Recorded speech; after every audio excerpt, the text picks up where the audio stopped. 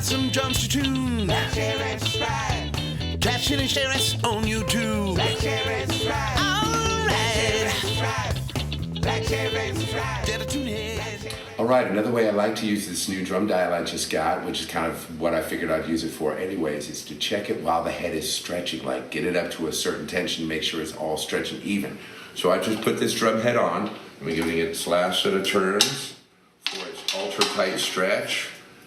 And I mean, literally, I just balance this up with ear and hand.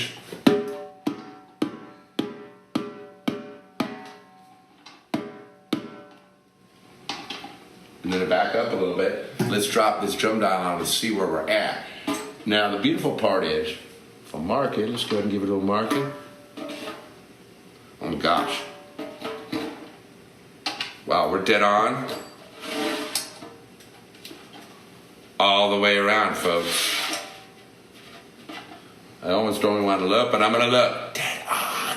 So by using my 2-key balanced method, you actually get the head to a balanced level, and this drum dial can verify it for you. Now we know we're stretching evenly at the height of tabletop tight. Another great use for the drum dial.